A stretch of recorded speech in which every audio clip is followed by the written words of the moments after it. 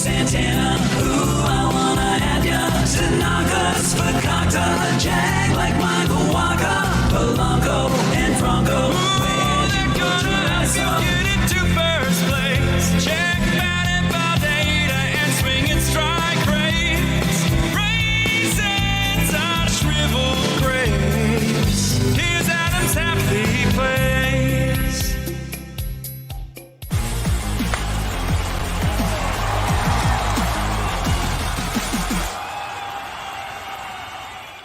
Happy Kokomo Friday. Welcome into Fantasy Baseball today. Frank Stanfield joined by Scott White, and we have a very special show for you today. We're doing an extensive New York Yankees 2021 season preview, and the only person who we could have on for that is none other than who? It's Adam Aizer. What's up, Adam? Are you ready for baseball? I really am. My goodness gracious, I really am ready for baseball. Can't believe it's a week away. I'm excited, man. I got a slow draft going on right now. I got another draft next week. Very happy to be here on a Kokomo Friday. Oh my goodness gracious! How many emails are we going to get about that intro? What intro? Everything I just said. I think it's okay. I think it'll be all right. What's up, Scott? How you doing? Good. I am not prepared for my Yankees preview, apparently, based on my attire this evening. This is not a team that agrees with the Yankees so much. Well, I'm happy losing to them twice in the 90s. I'm happy to see that you're wearing a Braves hat, Scott, and not your Miami Marlins hat, apparently. I intentionally wore the Braves hat so there wouldn't be a continuity error with our mailbag podcast that airs tomorrow that we recorded earlier today. And you're like, why are you wearing a Marlins hat, Scott? So like it seemed weird if I wore a Marlins hat the night before and you're whatever. Yeah, basically. All right, we're not actually talking about the Yankees today on the show. We have the return of Adam. He's going to tell us his favorite baseball, not just favorite baseball players of all time, but his favorite players for this season. We have some miscellaneous items to talk about with him, some bold predictions later on, and some players we haven't talked much about as well. Adam, I don't know if you know this, but we are drafting together on a team. So you're talking about the podcast league, right? That's right. This Monday, we will be sharing a team. So I figured, all right, why don't you reveal to everybody the player that we are going to have for certain, no matter what, the one guy we are going to get, your favorite player to draft this season is blank. It's Charlie Morton. I'm a fan of his. I think he's a terrific pitcher. His velocity's looking good, and he just got off to a slow start. He was really good in the postseason last year. Hopefully he'll have some 6-inning starts. I know that wasn't really his forte last year, but I'm optimistic going to the National League. By the way, I thought it was interesting. I was just looking today at where teams finished in the standings, total sidebar. And I have no idea if you guys have ever talked about this. Last year, I think the top 3 scoring teams were in the National League, but that was with a DH. So, that won't be the case this year. I'm excited for him to go to the NL, and I think he's undervalued. He's about 110th overall in ADP. He's not going like super low or anything, but I like him where he's at. I took him ahead of Chris Paddock in a draft last week. It'd probably be, back to back or so on my rankings, but that's basically how I value him. I think he's a great third. I mean, if you can get him as your 4th starter, that's awesome. I'd be fine with him as my 3rd. Yeah, and Charlie Morton, if he can come anywhere close to the pitcher he was back in 2019, he finished as the SP7 in both head-to-head points and in Roto that year. And Scott, as we've highlighted many times regarding Charlie Morton, last year, early on in the season, was dealing with the shoulder injury. The velocity was down. But then once he returned from that injury, the velocity, his final 5 starts, was ticking up. And then in the postseason, it was basically right where he was back in 2019. It was like 95 miles per hour. And he was awesome in the postseason. So there are reasons to buy in on Charlie Morton. Yeah, I'm surprised I didn't have him higher, considering I kind of wanted to hold out and see how he looked this spring. He's getting pretty old, and I just wanted to make sure his stuff, everything still looked right. It was basically Morton and Patrick Corbin that I went into spring training thinking, okay, a lot's riding on this in terms of how I approach them in drafts, and they've just gone in opposite directions. Morton's moved up my rankings, Corbin's moved down, and that's where they are. Yeah, Scott's biggest bust the other day Patrick Corbin, moving way down the rankings. And Charlie Morton is now up to SP27 for Scott. He's also SP27 for Chris, and he is SP30 for me. So inside all of our top 30 starting pitchers this season. Before we get to some injury notes that we need to mention, FPT listeners, it's literally madness time in the sports world with the NCAA tournament in full swing. But you are diehard sports fans, which means you want to stay in the know with all sports, and that's where CBS Sports HQ is your streaming answer. Just think about what's on tap this next week alone. MLB opening day, UFC 260, NFL free agency, fallout and draft coverage, golf picks, the U.S. men's national team, and so much more. Sports never sleeps, and neither does CBS Sports HQ. It's available on your computer, your phone, via the CBS Sports app, and your connected TV. Heck, you might even see one of us fantasy folk on there. I was on Thursday to react to the Eloy Jimenez news in real time. It really is a great product, and I encourage all of you to check it out. Again, that is CBS Sports HQ. Scott, we did an emergency pod earlier on Thursday, but for anyone who might have missed it, let's just reiterate, of course, the biggest news of the day. Eloy Jimenez is confirmed out 5 to 6 months with a torn pec. And does that mean he is worth drafting anymore, Scott? What do you think about that? Pretty much no. Pretty much no. Very large league, a lot of IL spots, maybe late, but I think it's possible he's just out for the season. Maybe he'll be back in September. It kind of depends how the White Sox are doing, probably. But yeah, I don't think you need to stash him away all that time in most leagues. Don't worry, Adam. I'm not going to ask you about Andrew Vaughn, the top prospect for the Chicago White Sox. I put him in my queue. I got a slow draft going on right now. So as you should, though. Lots of hype growing for Andrew Vaughn. He's going to play left field for the White Sox on Friday. So they literally don't care who they throw out there as long as they can contribute on offense. But typically when you see an injury, this drastic, I mean, again, do you even touch this? You just stay completely away, Adam? Yeah. Look, like Scott said, you got a bunch of IR spots. Maybe he's back for you in the fantasy playoffs or something like that. But in all likelihood, you're not getting anything out of Eloy Jimenez on your fantasy team. But so do you think Vaughn, he's only first base eligible now, right? Yeah, he's only first base eligible, but if they stick him out in left field, he could have dual eligibility the first or second week of the season, assuming he starts with the team, which as of now, it seems like it's even more likely because they lost all that power from Eloy, and it seems like Andrew Vaughn might be able to replace some of that power in the lineup. I was looking up some outfielders who are rostered in 60% or less of CBS leagues in case you are trying to replace Eloy, which is no easy task, of course. But Mitch Haniger, Jock Peterson, David Peralta, and Hunter Renfroe were a few names that I noticed were under that threshold. Rays reliever Nick Anderson, we brought up that he hurt his elbow yesterday. We didn't know the full extent of it. He has a partially torn ligament in that elbow. So I would say expect Diego Castillo and Pete Fairbanks to see a large majority of the saves. But with the Rays, they're going to mix and match. I think there's a chance we even see guys like Shane McClanahan or Luis Patino, some of their young prospects in the mix for saves there. Scott, is there any other names that come to mind for you? Well, you said a large majority of the saves. I think they'll see a small majority of the saves because 12 different guys getting saves last year. I know they had this a stretch of 5 different guys for 5 different saves at one point in the 60-game season. So, I am going to move Castillo and Fairbanks up a little because they are the leading candidates, but it won't surprise me if nobody gets double-digit saves in that bullpen this year. Adam, how does it feel to be the football guy now? People are commenting on YouTube, my boy Adam from football. Football, yeah. I mean, football. You do host a football podcast, so it makes sense, right? Yeah, it feels weird to not be a baseball guy, though. I'll tell you that. There's just a lot that I just miss knowing. There's this awesome power when you know everything about baseball. Not everything. I know everything. Everybody knows football, right? But you guys know every pitcher in every rotation and who sits against lefties and things like that. And that's just really cool. And I always thought it was great to be a baseball quasi buff, reading every box score and game recap and all that. You know your stuff about baseball. Yeah. It's cool. It is. It's such a great sport. And I kind of miss all that, I guess. Go ahead, Scott. It's kind of weird. We get in our baseball bubble where Raimel Tapia is a big name to us, but I just wondered, general sports fan, how many of the players drafted in the first 2 rounds do they know who they are? I remember like 4 or 5 years ago, I asked my brother, maybe I don't need more than that. Do you know who Paul Goldschmidt is? And he had no idea. And Paul Goldschmidt was the second or third best hitter in baseball. So yeah, I do. I really am happy to be on tonight. I had such a great time when we did the salary cap draft together, and I'm going to try to watch a whole bunch of baseball and really be a baseball fan because I dropped the ball this preseason.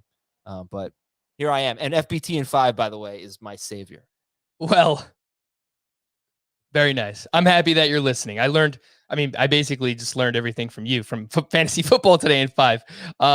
Let's hit the rest of these injury notes. Juan Soto left Thursday's game with calf tightness, but it was reported as minor and that he should be all right. So I would say any discount that you could get on Juan Soto, you should probably take because it doesn't sound too serious. His teammate Starlin Castro was diagnosed with a very mild strain of his left hamstring on Thursday and is considered day-to-day.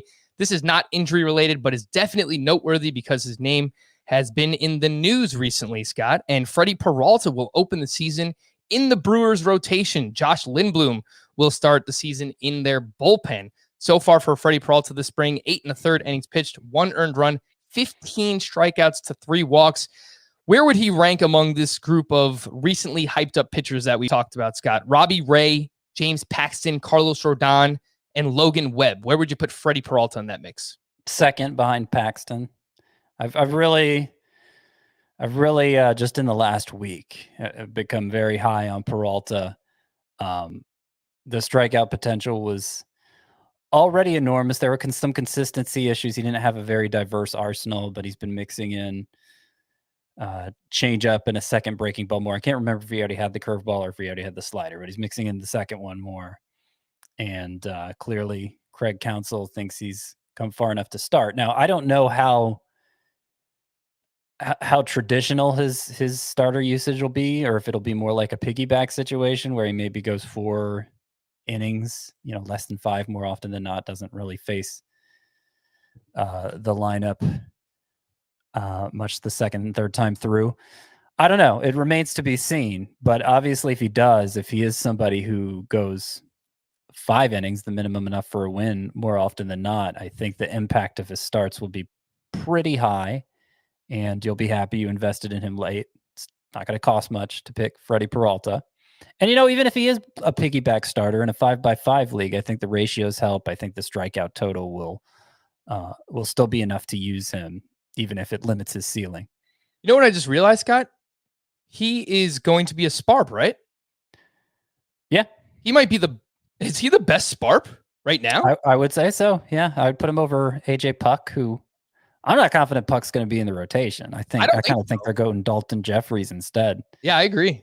Who's kind of a deep sleeper himself. Freddy Peralta throws a lot of pitches outside the strike zone. This guy walks a lot of guys. Well, Adam, have you seen him in the spring? Have you seen his 8 1/3 spring innings? Not that obviously matters all that much. They're talking about him using his breaking pitches more, which, we've said for years, right? The guy throws his fastball like 60-70% of the time. It might even be more than that. It might be like 80% of the time. But he does have good breaking pitches. So I think if he leans on those a little bit more, he could be the best SPARP this year. Adam, I don't know if you know this, worst SPARP season ever. I do know that. I think, relief pitcher seems kind of challenging this year, especially now already. You've got the Toronto situation, the Tampa situation. It's scary right now. Oh, it's gross, man. Jose Leclerc got hurt, so you have the Rangers up in the air. Hunter Harvey for the Orioles, 60-day IL, so it looks like Tanner Scott there, but man, more than ever before, it seems like teams are using multiple relievers in the back end. And again, SPARPs, for anyone wondering, starting pitchers as relief pitchers, they're very valuable in head-to-head points leagues because obviously you can get a little bit more volume out of your relief pitchers there. Email of the day. This one's from Stephen Lipp, who is in one of our listener leagues. So congratulations. And he was super pumped that he made it into the league. But more importantly, he added this. I used Tap Happ AMC last year and I won both of my leagues. So thank you to Adam for that. A revolutionary strategy. Adam, remind the good people of what Tap Happ AMC was and whether or not you actually are going to use, what'd you call it? Fab Fam. I don't know. Whatever your new strategy is. Flaherty and Bueller. Fab Fam plus Hader and Morton AMC. Yes, Fab Fam PHAM AMC. That's the new one. Flaherty and Bueller plus Hader and Morton and more closers. No, it's just not a good enough year for relief pitchers to do it. Tap Happ AMC was a one-time deal. It was 2 aces plus Hader and Paxton and more closers.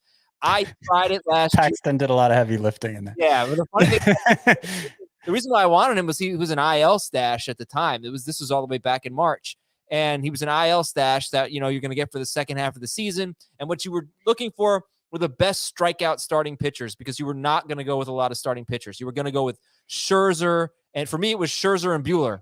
Okay, so you basically get like those two pitchers are almost like three pitchers with their strikeouts. And you win WHIP and you win ERA and you win saves. You finish very close to the top. And in that league, I came in 5th place, but I was so close to finishing in 3rd. And my biggest issue is that my 2 aces stunk. They were Bueller and Scherzer. And my hitting was great. And I won saves, but my ERA and WHIP were awful because those guys didn't carry me enough. So that's when you go in an all-in strategy like that, you need the 2 guys that you spend on to be great. And I picked the wrong aces. But I do think that it can work to have like a few great starters and then big time relievers. So in the salary cap draft that we did on the air last week or whenever that was, I took Hader and Morton. I tried to get 2 aces. It didn't work out the way I wanted to, so I had to pivot. But I have Hader and I have Karen Shack and I have the other guy in the Brewers, Devin Williams. Mm-hmm. Lots of strikeouts. Yes. So I think that I have such good strikeout relievers, and especially this year when we're worried about pitchers going deep into games, I do think I'm going to do pretty well on ERA and WHIP.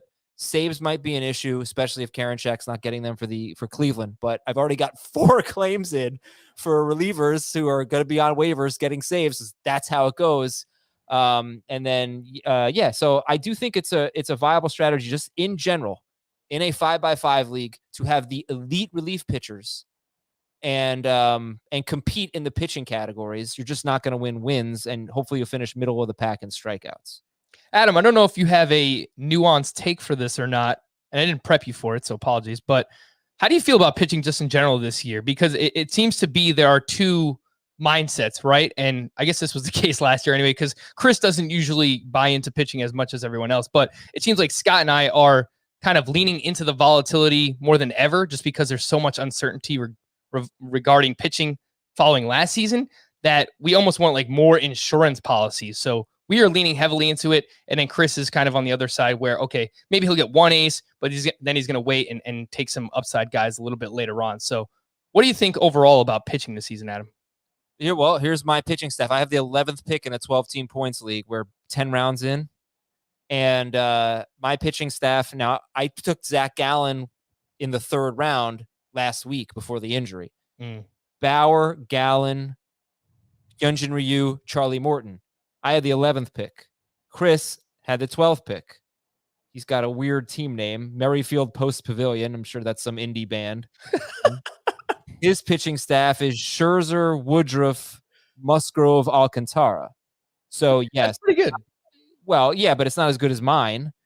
Bauer, well, assuming Gallen had been healthy. Bauer, Gallen, Morton, Ryu. But I am all in on pitching because I do feel like in a 12-team points league, I don't see why I'm going to be super weak at hitting. It's so much deeper than pitching. I know that. And there are about 13 pitchers that I love this year. It's basically like your top 14 or like Scott's top 14 without Kenta Maeda. So probably your top 13, Frank, because you have Maeda 14th. That's basically the pitchers I love. I'd need 2 of them. That's how I approach it.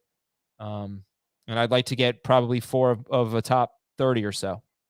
Yeah, I think that fits right in and meshes well with everything else that we've been talking about. So, Adam, you're welcome on here whenever you'd like to join us again. Before we get to the rest of Adam's favorites that he is drafting, I have to tell you about the all-new Stitcher podcast app. It's been rebuilt from the ground up to make it easier to listen to podcasts on the go or on the revamped web player. Stitcher is home to all your favorite podcasts, from classics like My Favorite Murder, This American Life, How Did This Get Made, plus all of the CBS shows such as Eye on College Basketball, Fantasy Football Today with a few studs, and of course your favorite fantasy baseball today. In Stitcher, you have more control, like setting your download preferences per show and the ability to listen at virtually any speed. You can also listen to your podcast anytime, anywhere.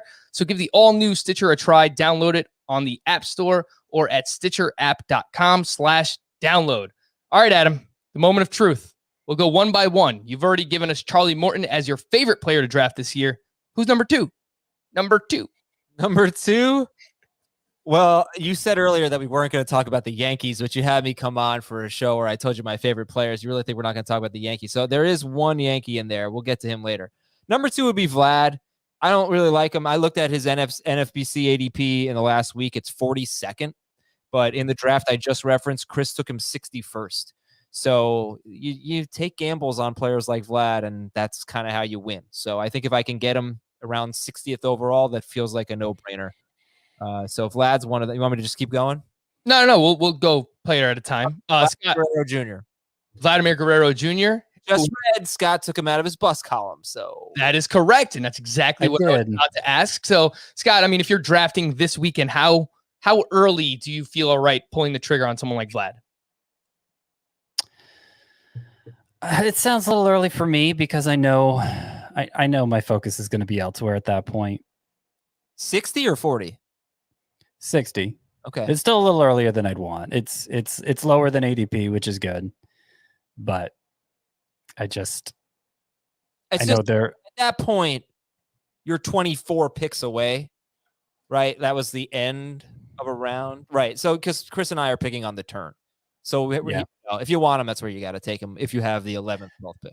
Yeah, I mean, if you have to have Vladimir Guerrero, you can't expect to get him any later than that. Yeah, so that's fair. I'm not somebody who needs to have him. If he breaks out for somebody else, so be it. I think I think I'll go with the more some more assurances there in the early rounds, and I'll still come out fine. So that's fine. Yeah, I mean, it's kind of similar to what we said about Fernando Tatis last year, except you had to use a second-round pick on Fernando Tatis, where if Vlad breaks out, this is the lowest you're going to be able to get him for, I don't know, however long. He's awesome. But that's assuming that he actually takes that next step. And so far in the spring, 15 for 31, 4 doubles, a home run, 6 walks to 4 strikeouts for Vladimir Guerrero Jr. And we have talked about he has been raising his launch angle in the spring, which is key for him because he's just hit too many ground balls so far in his career. All right, Adam, number 3. All right. So I really, there are some players that I just don't want to give up on. And one of them is Jamison Tyone. I was really high on him a few years ago. And I just think his ADP, it's 183rd right now. He's the number 63 pitcher. That's including relievers. I really want Jamison Tyone. I think that innings are going to be an issue. But as I said, they could be an issue for almost every pitcher this year. He's looked really good this spring. He's a great control pitcher. And we've seen, he hasn't been a great strikeout pitcher in his career, but we've seen pitchers leave the Pirates and find all of a sudden a different way to pitch and a way to generate more strikeouts. And yeah, I think he'll obviously be in position to get a lot of wins. So I really like Jamison Tyone as a number 5 starter. If you really neglect pitching, ideally 6 or 7 bench pitch or something like that, and see what happens. I like it though. I'm feeling it. Yeah, and I think if you lean into starting pitching early, like we've been doing here on the show, that you can wind up with Tyone later on in your draft. His ADP is 194.6 as somebody on your bench. Scott, I will ask you though about Tyone. His velocity, mind you, he's coming back off of his second Tommy John surgery. He hasn't pitched in a major league game since 2019, so he hasn't pitched for a while. His velocity has been down about 2 to 3 miles per hour this spring compared to where he was at in his prime. So does that worry you at all when it comes to him? Yeah, it worries me some. I mean, it sounds like he's changing his whole approach to pitching, basically. So we're kind of going to see a new pitcher that from the ground up, I feel like, and comparing his velocity to his past velocity, I don't know that it necessarily means anything. But obviously, when somebody's coming off Tommy John surgery, you hope they get back all their velocity. It can only help. There are no assurances with Tyone, and that's important to keep in mind. I've invested in him in a few places. I have him in my sleepers column. I I like the upside. I think there's a chance he's transformed the same way Garrett Cole and Tyler Glasnow were when they left Pittsburgh. But that doesn't mean you can make him your number 4 starter. And I'm not saying you were at him. I'm just telling the people out there that like you get him as your 6th or 7th starter because you don't really know what you're getting with him. And if he ends up pushing his way into your top 5, great. Obviously, not all of those guys are going to hold up, as you were talking about earlier in the show, Frank. Where you kind of giving ourselves insurance policies. Tyone is somebody that is insuring the staff you already built. Yeah, don't draft Tyone expecting Tyone of old. Maybe he'll build up and get to that point at some point, but just be realistic with your expectations for Jamison Tyone. Adam, your number 4 favorite. Here's another guy that I don't want to give up on. We've already spoken about him today, James Paxton. ADP in the last week on NFBC, 223rd. Velocity is back up. I just read an article in one of the Seattle papers that said he looks like the James Paxton of old, which at times was a great pitcher, at times wasn't great, but was certainly justifiable at 223rd overall. Even if he gets injured and misses 2 months, 223rd overall is perfectly justifiable for James Paxton. It's a guy with an elite swinging strike rate and someone that I really felt like he had Cy Young potential, and I looked like a clown last year because for some his velocity just completely disappeared. I think he had the biggest, was that last year? I mean, I get the years confused. He had the biggest velocity drop in baseball, right? Yeah, it was. Yeah. Yep. And right. So that's back and get a lot of strikeouts, good ballpark for a fly ball pitcher. And I need to remember I nominated him last week or whatever that was, and he went for $4 and I was like, that's would never do that. But now it seems more justifiable. That was such a mic drop moment. I feel like when he comes back, he's been throwing simulated games. We don't really have any reports of how it's doing. I think he had a visa issue or something coming back from Canada. But he comes back, his velocity's back. He strikes out 8 of the 16 batters he faces, and it's like, okay. Yeah, I guess we're gonna do this James Paxton thing again. I moved him up 2 tiers in my pitcher rankings. He's ahead of Tyone now. Mm-hmm. Yeah, and he maxed out at, I think it was 97 miles per hour in that start that he made last week. And his lone start, it was 4 1/3 with allowed 1 earned run, 8 strikeouts. So just awesome start there for James Paxton. He was going up against the Brewers, and they've been prone to strike out quite a bit. But yeah, even at his ADP, kind of similar situation to Jamison Tyone, where there's high reward, but not really a lot of risk based on where they're going. All right, Adam, round us out. Your number 5 favorite player you are drafting in fantasy baseball this season. Alex Verdugo. His ADP in the last week, 130th, outfielder 32. That's about where, this is Roto ADP. This is about where he ranked in points per game in 2020, but he's fine in Roto too. He's a great batting average source. I know he's not going to hit for a ton of power. He's a ground ball hitter. But I think what I really like about him is his 116 game pace, football guy, his 162 game pace last year was like 111 runs, but I don't know, something like 50 RBIs. And I know Frank says RBI. It drives me crazy because it's RBIs. But the lineup could be so much better. They were 11th in runs scored last season. JD Martinez was terrible. Xander Bogaerts was good, but he wasn't as good as he was in 2019. And Devers went from a 916 OPS to 793. Verdugo can hit lefties and righties. I don't see why he'd have to leave the lineup. I don't think that, he's one of their better hitters. So I think there's an opportunity for, 100 plus runs and 75 RBIs or something if he's batting second. It's a hell of a year, but there's an opportunity for that and a really good batting average. So I like Verdugo.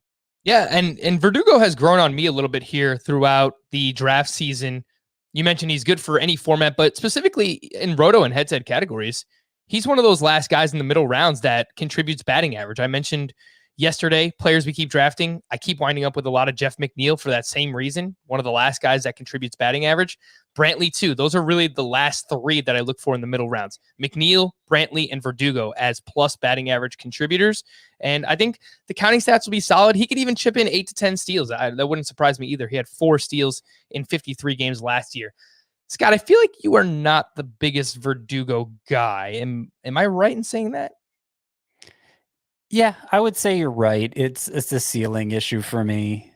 I actually did draft him in that draft I was a part of yesterday, where strikeouts count a full -1 for hitters as opposed to -0.5 a point, because he actually did strike out a decent amount last year, but normally in previous years that he hasn't. So I see the value in a format like that, but otherwise, he's not going to be much of a base stealer.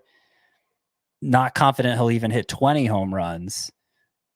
Probably a good batting average source, and might be in a good lineup spot, but I just don't think there's enough upside to get excited about, especially given all the upside targets that are available in the outfield, even later than he goes off the board. Mm-hmm. But hold on, let me just, because I think when we talk about categories, he's not going to be great in steals, he's not going to be great in home runs. The one that's most often overlooked is run. So he played 53 games last year and was on pace for 111 runs. And I really don't think it's crazy that, because he's going to get on base, because he's probably going to hit 300. I don't think it's crazy that he could surpass that. It's like I said, I think the Red Sox lineup could be a lot better this year than it was last year. So if he's a batting average standout and could be among the league leaders in runs, then you can sacrifice. Then I do think if you're getting him as a 32nd outfielder off the board, I think that's a really good value for Verdugo. I will also mention for Verdugo that because his strikeout rate was up, he ended up hitting 308, but his XBA was only 238. His expected batting average. So who expected that?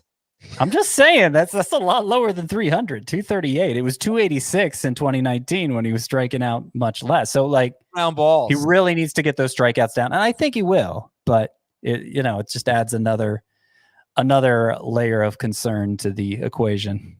We are going to do some bold predictions later on, and Adam, I would say, look, Verdugo scores 120 runs this year. That's a bold prediction. That's legit. Can I give you a little more here? Okay, go ahead, keep going. Now, last year I came on the show. It was July 15th, and you were already full swing hosting. This might have been one of my last shows, and I gave my breakouts, and this was a terrible list of awful.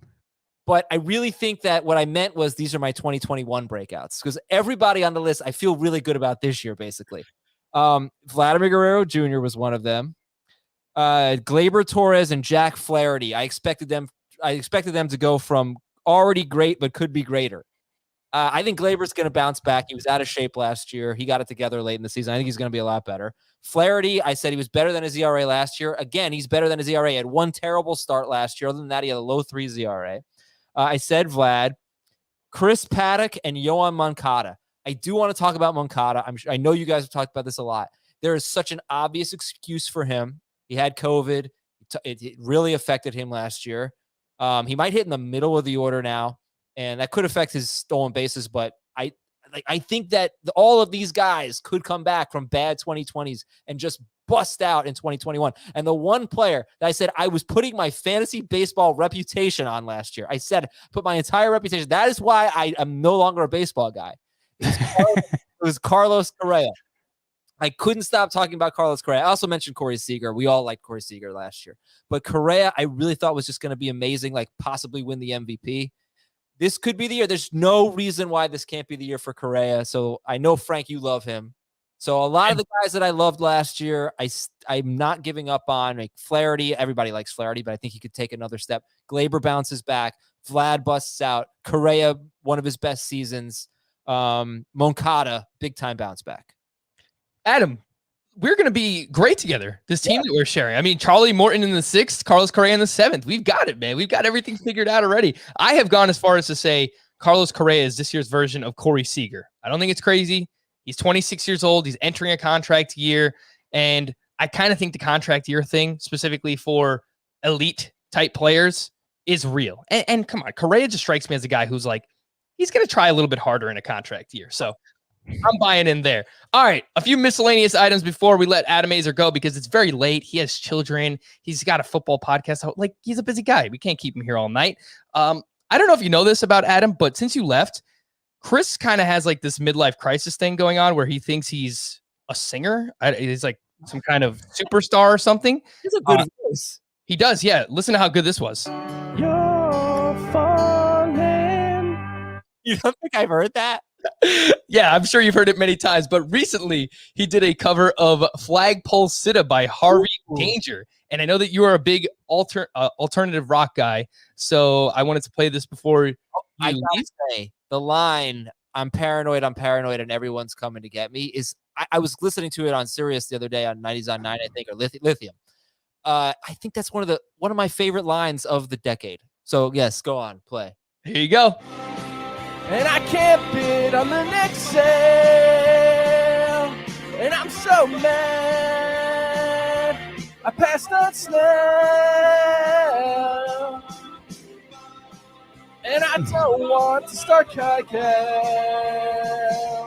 And how'd I end up with Kim Brown? Yeah, that's just the final chorus of the song. And if you want to hear the full thing, Chris tweeted it out, and I thought he did an awesome job. It's actually about, he's singing it from Scott's perspective, about Scott's need for starting pitching. So that's why he's freaking out about not getting Blake Snell. But I don't think that would ever actually happen to Scott. It was excellent. Chris is bringing it. You don't think I'd freak out about not having enough pitchers? No, you would that, just not Blake Snell. Okay. Yeah, you really would. Yeah, he had to pick names that fit the rhyming scheme more than names I actually go for. But yeah. A few more miscellaneous items here. We'll wrap up. We'll take a quick break, and Adam will dip out, and then we'll get some bold predictions and stuff. Pepsi is making a new Peeps flavored soda. Scott, would you drink it? Scott is already drinking it. I saw him drink it. Someone tagged us on Twitter, and they said two of Scott's favorite things: Peeps and Pepsi. Well, I'm drinking a wild cherry Pepsi. I was before the show, just to be clear. I hadn't found this Peeps soda, but of course I drink it. Why not? Last but not least, today on our mailbag, Thursday on our mailbag, we pre-recorded it. Scott revealed, how about this? He likes licorice jelly beans, the black jelly beans, and Cadbury cream eggs. Adam, your thoughts? Scott is a 7-year-old kid who never grew out of it. He never grew out of his taste, his sweet tooth. Wow. And I called Jamie an 8-year-old on the podcast we did the other day because Jamie eats he eats cereal. I didn't know this. Jamie eats cereal all the time, and it's all the sugary stuff. But Scott has the worst taste in food. And he just... and all of food? Wow. Terrible. And he just told me Saving Private Ryan was meh, and he didn't really feel like he needed to see it again. I don't want to be here anymore, Frank. Let's go to just torch me on your way out. That's fine. Oh man, I like jelly beans. It's just the black ones are gross, man. No, I'm saying you can have all the others. I'll take the black ones. I don't want to spoil tomorrow's show for everybody, but I actually found a bag at the supermarket or grocery store, if you prefer. That was all black jelly beans. And was it in the practical jokes section? Easter has the best candy, man. I'm telling you. It's good stuff. All right, Adam. Wait, Frank, you know Jake Seeley from The Athletic? Sure do.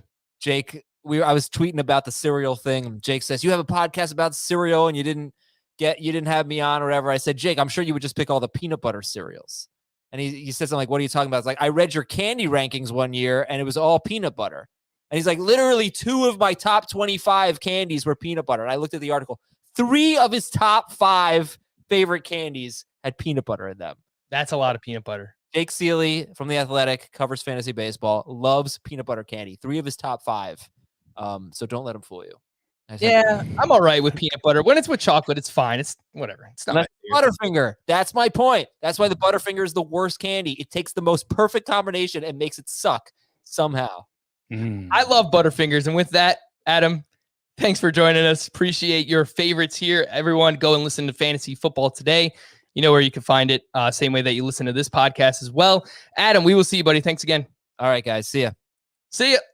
Alrighty, if you're watching on the video side, we are going to take a quick break. If you are listening on the podcast side, we will be right back. But when we return, we will have bold predictions here on Fantasy Baseball Today.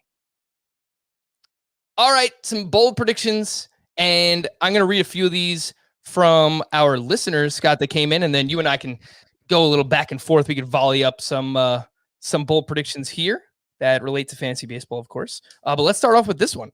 And it comes from Kevin Price. I'm not going to like this one. Dylan Carlson will be the Cardinals' 4th best fantasy outfielder. Now, he did send this in before Harrison Bader got hurt, but he said he would finish behind Tommy Edman in the outfield ranks, Tyler O'Neill, and Harrison Bader. Even if he only finishes behind Tommy Edman and Tyler O'Neill, Dylan Carlson does, that's going to be pretty bad. So he went on to say Carlson had a great game in his first playoff game, but outside of that, he hit 198 with a 29% strikeout rate in his other 37 games. Scott, I like Dylan Carlson. I will wait to tell the people why. Where are you at on Dylan Carlson? I don't like him as much as some other people do. I acknowledge that, like, he's at a point in his career, stage of his career, we just really have no idea what he's going to be. I don't think last year definitively proved anything one way or the other. It clearly didn't. It was a small sample. He struggled early, not unsurprisingly. So we just don't know. I mean, the profile hasn't changed from this point a year ago when he was probably the most hyped hitting prospect there was. I just find, I don't know, in the range he's going, there are other people I can get more excited about because it's still is pretty high. It is, I will admit. The ADP for Carlson is 163.4. And specifically, if I knew he was going to be a base stealer, because that makes a big difference in terms of how useful he's going to be in fantasy, I think. Mm-hmm. Yeah, I'm not expecting a ton on the base paths. Maybe he gives you 10 to 12. Kind of similar to what I'm expecting out of someone like Clint Frazier. I like both of them. I have them both in my breakouts column, but I've pointed this out about Dylan Carlson many times before. His first 23 games, he was awful last year. First taste in the majors, he batted 162, hit a 12% swinging strike rate during that time. So he was swinging and missing more than league average, got sent back to the alternate site, worked on some things. He came back, extremely small sample size. I get that. That's fine. You don't want to buy into it. That's okay. But his final 12 games, Dylan Carlson last year, he hit 278, lowered that swinging strike rate down to 9.5%, started making some more contact and started making harder contact. Dylan Carlson's exit velocity on specifically fly balls and line drives last year, 96.6 miles per hour. That was better than Mike Trout and Bryce Harper. So I think there's something in there. I think that, there's a potential for 270 plus, 25 home runs, 10 to 15 steals. That's on the high end. It's not what I would actually expect, but even if he gave you 20 home runs and double-digit steals, I would like something like that for Carlson, likely hitting in the middle of the Cardinals lineup. The next three are here from Jason Lawrence, and Chris would have really appreciated this, but Chris is out drafting somewhere right now, so hopefully you're having a good draft, Chris. Ian Happ will be a top 20 outfielder in all formats. Last year, Happ finished as the outfielder 31 in head-to-head points and the 39th best outfielder in Roto. I know Chris is all over Ian Happ. Scott, I don't know if I've heard your opinion on Ian Happ. What do you think? I mean, I could see that happening. Certainly, it's not too much of a stretch for him to take another step forward from last year and enter into the top 20. Was it right? Mm-hmm. Yep. I mean, his 258 batting average is 505 slugging percentage. It was basically right in line with his expected stats. So actually, he kind of overachieved the expected slugging percentage. So I don't know. I'm kind of just drafting him at face value. That's how I've been approaching him, and it seems like others are pushing him up beyond that. Mm-hmm. When I say drafting at face value, I don't mean 31st or wherever he finished last year, because obviously I'm moving some guys ahead who I think have more upside. I think Happ could be like a 30 homer guy with a middling batting average. And, I guess that's comparable to like Clint Frazier, but I like Clint Frazier more because I think he has better on base skills. So I don't know. I'm not that enthusiastic about drafting Happ, which I guess is why I never talk about him. Yeah, and he just had a really rough final month of the season. I mean, his first 34 games for Ian Happ, 294 batting average, 9 home runs, a 16% walk rate, 23% strikeout rate, final 23 games for Ian Happ. So basically from September 1st on, 213 batting average. The walks dropped to 8%, so it was cut in half, and the strikeouts went up to 34%. So from 23% in the first month, 34% in the second month. But I will point out that Ian Happ, he got hit in the face with a foul ball. So he fouled the ball down off the ground. It came up and smacked him in the face, and I think he missed a few games after that. So could have been the reason for it, but I think he could be a cheap source of runs scored. He's going to lead off for the Chicago Cubs. He has a decent walk rate, actually a pretty good walk rate, 13% from last year, and he has been much better in the strikeout department. Still not great, but based on where he was early on in his career, when he was up over 30%, last year it was a 27% strikeout rate for Ian Happ. So I really don't mind where he's going. For some reason, I haven't wound up with any shares. I think there are just always more players around where he's going that I like a little bit more. Jason Lawrence. See, Adam comes on and I start talking about a bunch of football here. Gosh, I'm going to lose it. Jason Lawrence says, Yusei Kikuchi will be a top 40 starting pitcher in all formats. Know that Chris is buying in there. Scott, are you optimistic about Kikuchi as well, or just kind of lukewarm? Lukewarm. I mean, he greatly underachieved his advanced stats last year. Trying to remember exactly what it was. Obviously, he had an ERA over 5, but his velocity was up. He got more swings and misses. And I like the ground ball rate, Scott. I mean, he went from 44% as a rookie to 52% last year. That's a really good mark. Yeah. So, I mean, I get the argument for him.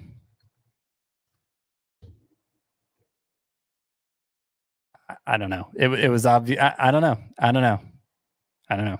So you're just not a Kikuchi guy. It's not going to happen for you. Yeah, you're trying to make me feign enthusiasm here, Frank, and I kind of resent it. I mean, I'm asking your opinion. You could say no. I don't want this guy. That's perfectly fine. No issue with that. Kikuchi's ADP right now is outside.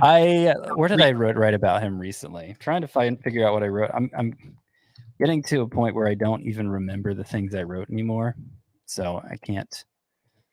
I think it was in Deep Sleepers. Let me see if I can find it.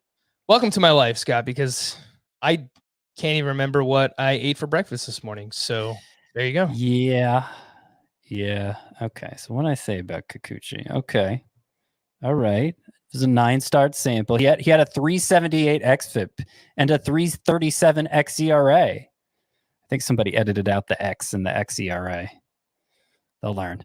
Ground ball rate like Hyunjin Ryu's and a swinging strike rate like Zach Gallons. So yeah, I can understand the enthusiasm for Kikuchi. I don't know. I don't know why I'm not feeling it. I probably need a better explanation than that, but I'm just not feeling it enough that I make him a priority at the end of drafts. Yeah, I like him. I don't mind getting him as one of my reserve round starting pitchers. You don't really have to rely on him, but I do think there's some upside. So I don't know how many bold predictions you have available, Scott, but I have 5 listed here. So we can volley and go back and forth a little bit and just hit a few rapid fire ones here. The first one that I have, CJ Crone hits 35 home runs this year with the Rockies and finishes as a top 10 first baseman. That might be good enough to finish in the top 5, but I was like, all right, I'll make it top 10. Because either way, I mean, if you finish as a top 10 first baseman, that's great. And that's pretty bold. So the way that he is hitting in the spring right now, I think it's kind of possible. CJ Crone, someone who hits the ball hard, had a great barrel rate a couple of years ago. I think he played a few games last year and got hurt with the Detroit Tigers. And now looks like he's going to be the starting first baseman for the Colorado Rockies. So CJ Crone hits 35 home runs. Scott, you can react to that and give us your first bold prediction. It seems a little high. I think he'll see. He's been a 30 homer guy before, so he could be again. And maybe he'll get all the way up to 35. I think the bigger impact will be on his batting average. And actually, in the top of that same column, my Deep Sleepers column, I wrote about him.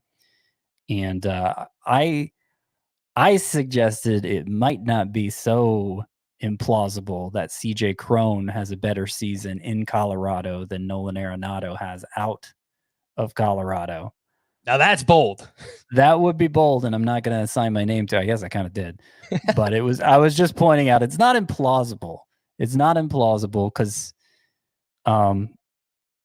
this guy's predicting 35 homers.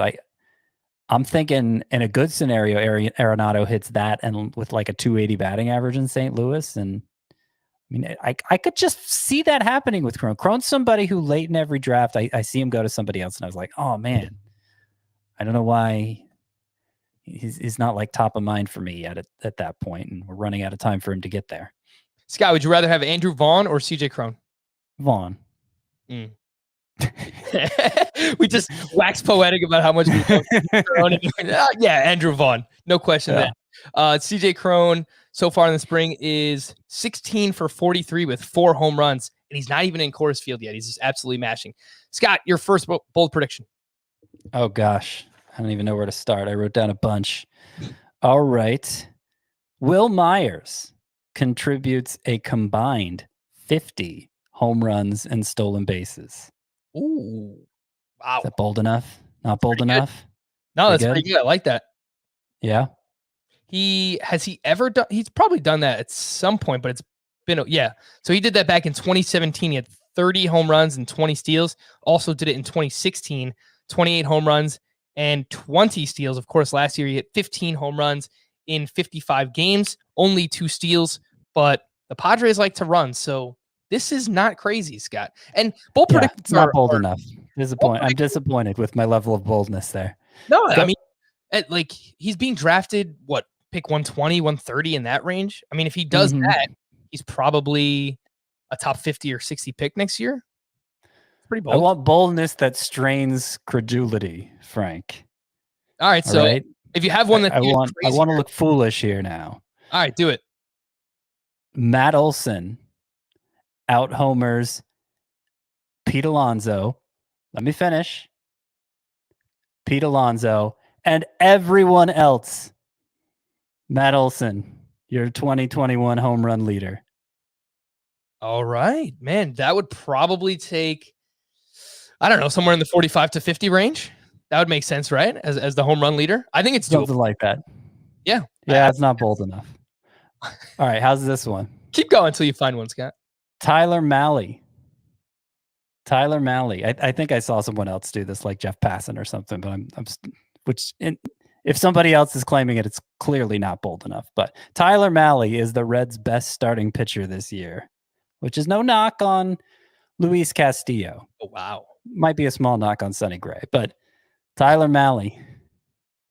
Wow. Is even better than Luis Castillo this year, I guess, is what I'm saying. I'm not good at bold predictions then, because I had Tyler Malley as one of mine as well. And I had that he finishes as a top 25 starting pitcher. Oh, come on, Frank. That's not very bold, right? I mean, he's being drafted as the 52nd starting pitcher off the board. So that means he's jumping up, half. He's cutting that in half, basically, and finishing inside the top 25. It's definitely not bold enough. Yours is. You have to defend the boldness of your bold take. It's not a bold take. All right. Bold take should speak for itself. Tyler Malley, I'll just remind people why I am in on him, and I wrote him up as a breakout this year. Last season, 3.59 ERA, 1.15 WHIP, 11.3 K per 9, and a 13.8% swinging strike rate. He changed up his pitch mix. He brought back a slider that he used back in 2018, along with a splitter, and he also has a mid-90s fastball. So I think the arsenal's there. We just have to see it consistently out of Tyler Malley. How many other bold predictions you got, Scott? I keep going. Keep going. Let's go. Give me time. Josh Bell. Even better than in 2019. Ooh, man. Even better. Let me pull up the Josh Bell numbers because he was pretty damn good back in 2019. That would be a 277 batting average, 37 home runs, 94 runs scored, 116 RBI. Josh Bell is better than that this season. Bold prediction from one Scott White. And it is also a contract. Is it a contract? I think it's a contract year for Josh Bell. I'll look that up and you can give us your next one, Scott. Anthony Bass doesn't see 2 saves for the Marlins. Wow. We'll know pretty early on if this one is, if I went too bold with this one. He doesn't see 2 saves. Damn. So who do you think the next, is it Yimi Garcia? That might be too bold. Yimi Garcia is the one that you're I think so. Mm-hmm. Yeah. Yimi Garcia. I was wrong about Josh Bell. He is arbitration eligible for his final year next season. So forget what I said about that contract year thing. I have been buying into Josh Bell. He was the other one with Eric Hosmer yesterday, first baseman that I keep drafting. So pretty excited about Josh Bell. Keep him coming, Scott. Let's go. Nick Castellanos returns. Second round value for Nick Castellanos. I thought you were going to say first. Yeah, I thought so too. But then I put up that second finger and it was over. Second round value. Nick, I think I've made that claim before, so maybe people are tired of it. It's too boring to be bold. What does that final stat line look like, Scott? Second round value for Castellanos. It looks like 305 batting average and 38 home runs. Ooh, man. Let's do it. Freddie Freeman light. Watch out. Nick Watch Castellanos. out. Let's do it. Castellanos is he's crushing it in the spring as well. Yep. Come on, Scott. I mean, I'm just going to let you keep going. All right. Oh, you're going to like this one. Brian Hayes, NL Rookie of the Year, and top 5 in NL MVP. All right. So that is bold. Not for the Rookie of the Year part. It's definitely possible. Just because I feel like the Pirates, they have to be at least decent for him to earn top 5 MVP voting. Yeah. I don't know if that's going to happen. So see, here's what I'm thinking. Okay. He's going to earn, because, MVP voters, they just look at WAR nowadays, right? That's true. Some prioritize what team they're on, but most of them just look at WAR. Hayes' defense is so good, it's going to elevate his WAR to a level that they have to consider him. He played only 24 games in the majors last year, and he led all NL rookies in overall WAR. Obviously, he hit really well for those 24 games too, but the defense helped put him over the top, and he still qualifies as a rookie. So there you go, Brian Hayes. That's my required Brian Hayes one. This is kind of a trolly Chris. Let's troll Chris one. Ready? Byron Buxton finishes with fewer home runs and stolen bases than Michael A. Taylor of the Kansas City Royals. Ooh, man. Oh, that would be rough. That would be rough for one Chris Towers. And look, if Byron Buxton gets hurt, that is definitely a possibility. Guy already practiced eating steak. Buxton has had a really hard time staying healthy. And with that, I think the power is coming around for him, but he's been hitting cleanup for the Twins so far in spring. So the steals total might be actually a little bit more modest than we are expecting this season. Keep them coming, Scott. Luis Severino beat Zach Gallen back. Okay. Severino, they're talking about maybe a June return. Zach Gallen, of course, dealing with that fracture in his forearm. He beats the June return. He's already throwing bullpens. Build up his starting. Luis Severino makes it back sooner than you think. Sooner than Zach Gallen. I'll top that one, Scott. And I will say Syndergaard beats both of them and Carlos Carrasco back. Oh, you're trying to outbold me, Frank. Take that, Scott. But I like it. That strains credulity. You sound I'm incredulous. Or you're I'm incredulous because I'm hearing you. You're not. Okay. Dom Nunez. He plays for the Rockies. If you don't know, he's a catcher. Dom Nunez, as in Dominic, not Donald. Dom Nunez out homers Will Smith, the catcher. Obviously, he out homers Will Smith, the pitcher, but he out homers the Will Smith who plays his own position this year. And so far, Dom Nunez for the Rockies this spring, 12 for 32 with 2 home runs as a 375 batting average. And he does have some pop in his minor league profile that would require him to play more than Elias Diaz. But I think if Nunez is hitting, then he definitely has that possibility. It's a left-handed hitter, which I like. Sure. I don't know. That might be my boldest one, other than the Anthony Baskets doesn't get 2 saves. All right, I'm actually running out now, but I do have a couple more. Ty France top 10 second baseman. I like it. I actually think that might not be bold enough, but there are a lot of base stealers at second base, so you got to argue. Do you want to parse formats, because those base stealers get pushed up in the roto? I don't know. Ty France isn't a base stealer, but top 10 second baseman, I'll say. I guess that would make it pretty bold, right? He would have to do something like 280 and 30 home runs at the second base position. And if he plays every day, that might happen for Ty France. It might happen. It might. All right, I think this is the last one I wrote down. Sure. Joey Vado. I don't know why I did that. Joey Vado. Top 12 at first base. He's back, baby. He's back. He's going. He's not choking up on the bat anymore. He's not trying to get more walks than strikeouts. He's fine striking out. He knows he's got to swing harder. He's got to leverage better. He showed it last year. I think he hit 9 home runs in September or something like that. It was one of those tale of 2 seasons things for him, but the power came surging back. Missed a lot of spring training with COVID, so hopefully he's fine and it has no lingering effects from that. But yeah, gonna go bold. Say Vado's a top 12 first baseman again. And the ADP for Vado is 316.4. He is the 42nd first baseman off the board, according to Fantasy Pros. He finishes inside the top 12. Bold prediction there from Scott White. Especially pay attention to the name.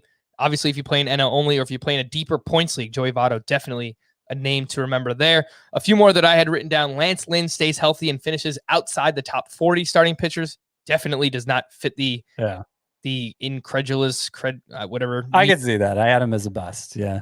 I'm going to double down on relief pitcher here. Josh Hader loses his job to Devin Williams, not because of injury, because he's bad. And the other is that Raisel Iglesias leads baseball in saves with 45 to 50 saves this season. That is Raisel Iglesias for the Angels. That's the boldest of all. Who does that anymore? Who doesn't? He's not K-Rod. Come on. All he has to do is stay healthy, right? And keep the job. Tim Anderson goes 25-25 and wins the American League MVP. Oof. That's bold. That is straining my credulity. Not so much the 25-25, but the MVP part. Yeah, no, I think if the White Sox finish first in the American League, Tim Anderson could very well be the catalyst for all of that happening. If he puts up a 25-25 season, likely scores 100 runs in that scenario, some 80, 90 RBIs, something like that. I think that he would definitely get some American League MVP consideration. The last one I had was regarding Tyler Malley, and we already talked about him. So there you go. Some bold predictions. Scott, let's just wrap up, talk about a few players that we have not, frankly, just haven't talked enough about yet. And just wanted to get some of your thoughts. Quick, rapid fire, whatever, Okay. one sentence, one thought on each of these players. Josh Donaldson. I feel like we just haven't talked about him. Well, I don't trust him to stay healthy. I've taken him a few times because Cabrian Hayes was gone and Gio Urshela was gone. But it's like, this isn't really going to be my third baseman all year. I know it. If he does, I mean, I still think he could be the guy he was for Atlanta 2 years ago. But he's so old, and he's 3 of the past 4 years. He's missed a lot of time. Trying to look up what he's done in the spring so far. That would be 8 for 26 with 2 home runs, a 308 batting average. So not a lot of at-bats there, but Donaldson looks healthy as of now. Of course, you got to always worry about those calves. His ADP is, I think it's in the 180 range. So he's just going much later than ever before. I think people who have been burned by him just don't want to go back to the well. 180.8 is the ADP for Josh Donaldson. You want rapid fire. You got to do better than that, Frank. I know. Dylan Cease, Scott, looks like he will be the fourth starting pitcher in the rotation for the White Sox, and he's having a pretty good spring. Some people are pumping him up. What do you think? I mean, the strikeouts haven't been there for him. So until I see him become more of a bat misser, before you even get to everything else going on with him, the control and all of that, it's not like he's even struck out a batter per inning this spring. So, I mean, good prospect pedigree and was dominant in the minors, but I got to see more because what I've seen has been pretty awful. 11 2/3 innings pitched for Dylan Cease, 1 earned run, 11 strikeouts to 7 walks so far, 2 hits batters. So he's still a little bit wild there. I saw that he shortened his arm pat similar to his teammate Lucas Giolito. So maybe that helps Dylan Cease break out. How about Austin Hayes, Scott? DJ Stewart is dealing with an injury, and it seems like he's going to have the opportunity, Austin Hayes that is, to start in the outfield for the Baltimore Orioles, and he is having a great spring. He has, and I hope he stays healthy. I hope he finally lives up to what I've hyped him to be in the past. I've been down this path enough times with Austin Hayes that I can't go there again. I don't feel like I can. And I don't feel like I have. I mean, his ADP is non-existent. I never see him drafted. So, somebody to monitor on the waiver wire. If he's rolling at the start of the season, there's upside there. So we'll take a flyer. But I don't really need to have an opinion on him yet, I guess. Mm-hmm. Yeah, Austin Hayes, he won a lot of people fantasy championships. I think it was 2 years ago. He came up late 2019 and had an awesome spring for the Orioles. He's 18 for 44 with 3 home runs and 2 steals so far in the spring. Again, the name, Austin Hayes. Michael Wacha, Scott. Someone asked us about Michael Wacha on Twitter today, and the Tampa Bay Rays do have a track record of turning pitchers around. So what do you think about Wacha?